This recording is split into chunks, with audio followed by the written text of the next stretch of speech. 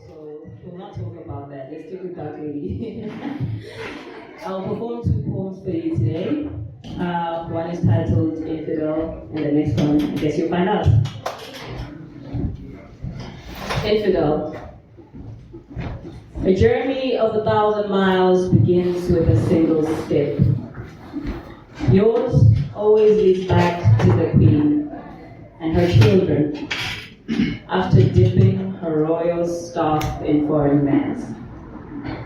Infidel, here is a road trip. She can see the foreign presence within your boys.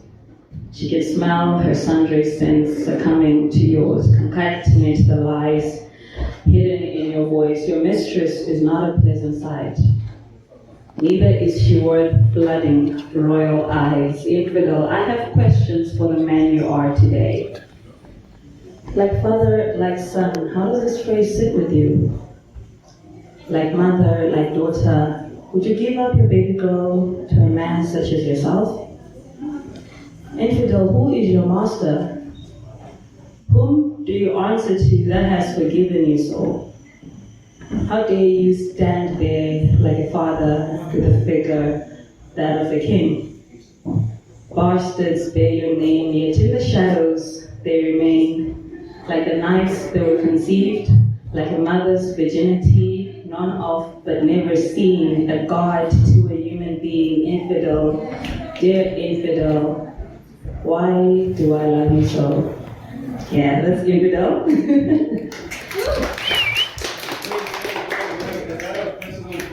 Sorry? Yeah, you don't ask poets that. You don't do that. Okay. And the next one, I'll give you guys a bit of a backstory.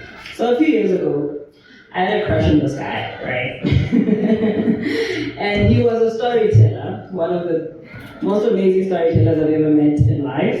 And I had a crush on him, so I thought, I could write a story, press and see what I got, beat him at his own thing. So I wrote this poem, and he never got to hear it that day because he didn't show up. When I performed it, I choked, I ran off the stage crying. So yeah, I hope today actually get through this piece. It's titled Mwana, Washe, which is translation for a king's child in, it's Shona for a king's child.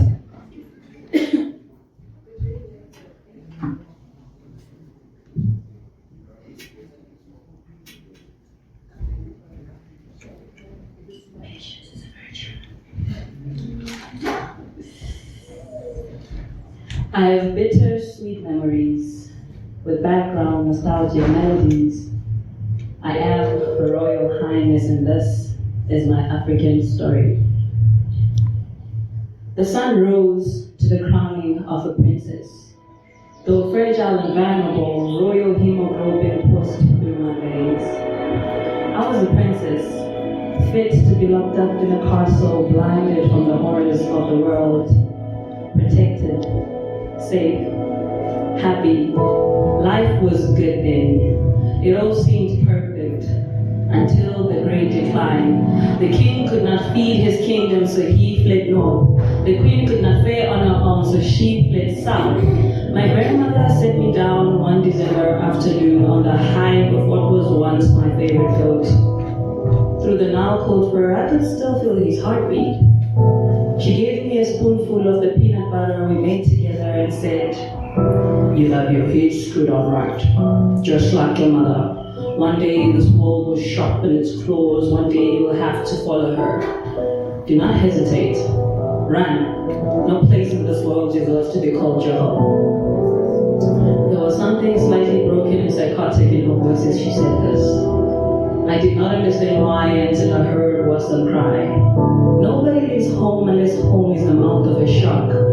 Nobody leaves Zambezi unless the nyami nyami is upset. I did not understand why until mom held me by the neck, slightly squeezed and with alcohol-ridden breath whispered, "Leave," forcing my escape. Its teeth turned to fangs at the sight of me, and I grow sideways.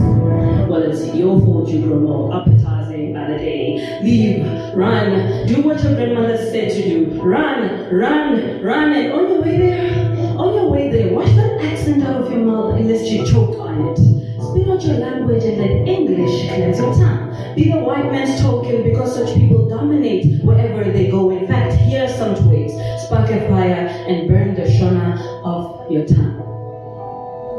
Indeed, nobody leaves home unless home is determined to custom to the crocodiles. Unless their house of stone, now stone of heart, declares they are no longer welcome.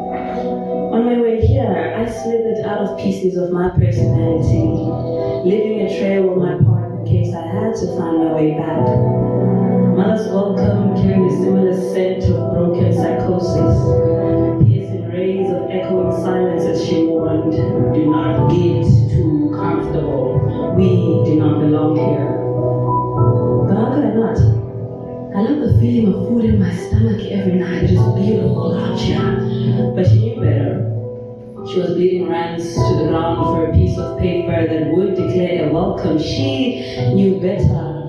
While I am a body contaminated by countries, languages, leaders, and none of which are my own. A liar, a traitor, a peanut butter eating cultural backstabber, they called me. Not African enough because the tongue I used was not my own.